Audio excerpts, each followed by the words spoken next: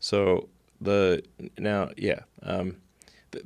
notion though that you can just sort of send checks out to everybody and things will be fine is not true, obviously.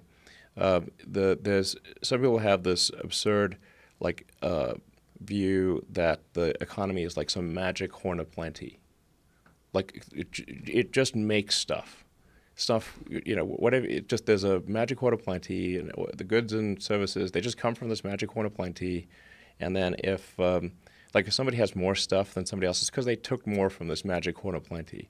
Now let me just break it to you, the fools out there. If you don't make stuff, there's no stuff. Yeah. So if you don't make the food, if you don't process the food, you don't transport the food, and whether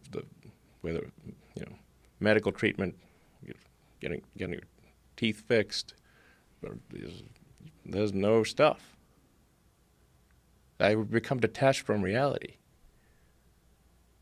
You can't just legislate money and solve these things. If you don't make stuff, there is no stuff. Obviously, we'll run out of the stores. We'll run out of the the machine just grinds to a halt. But the initial thought on this virus, the real fear was that this was going to kill hundreds of thousands, if not millions of people instantaneously in this country. It was going to do it very quickly if we didn't hunker down, if we didn't shelter in place, if we didn't quarantine ourselves or lock down. Do you think that the initial thought was a good idea based on the perception that this was going to be far more deadly than it turned out to be?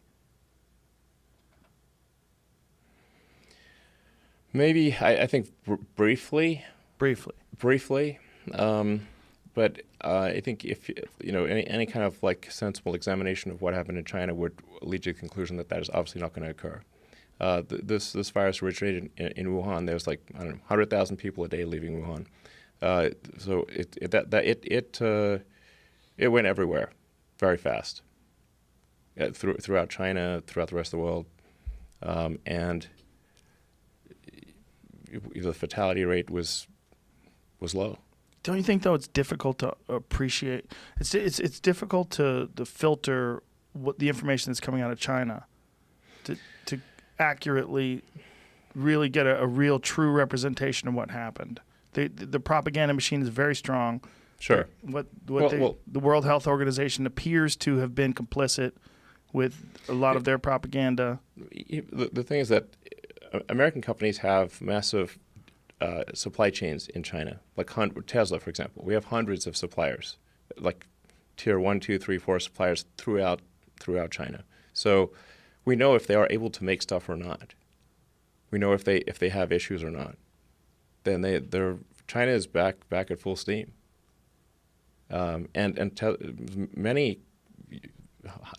Pretty much every U.S. company has some significant number of suppliers in China. So you know if they're able to provide things or not, or if there's high mortality rate. Tesla has 7,000 people in China, so 0 people died. 0. Okay, so that's a real statistic. That's coming from those people. Yeah, we run payroll. Do you think there's a danger of this? So same folks are there. Yeah, still there. Do you think there's a danger of politicizing this, where it becomes like opening up the country as Donald Trump's?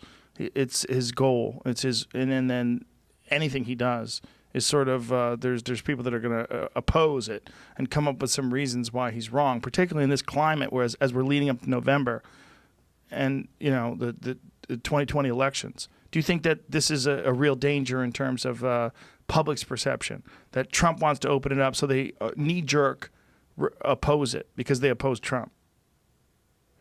I think there has been some this has been politicized, in both directions, really. So it's which is not great. Yeah, but like I said, separate and apart from that, I think there's the question of where do civil liberties fit in this picture? Yeah. And what can the government make you do? What can they make you not do? And what's okay? Right. And yeah, I think we went too far. Do you think it's one of those things where once we've gone in a certain direction, it's very difficult to make a correction, make an adjustment to realize, like, okay, we thought it was one thing. It's not good, but it's not what we thought it was going to be. It's not what we feared. So let's back up and reconsider, and let's do this publicly and say we were acting based on the information that we had initially. That information appears to be faulty. And here's how we move forward while protecting civil liberties, while protecting what essentially this country was founded on, which is a very agreed upon amount of freedom that we respect and appreciate. Absolutely. Well, I think we're rapidly moving towards opening up the country. It's going to happen extremely fast over the next few weeks.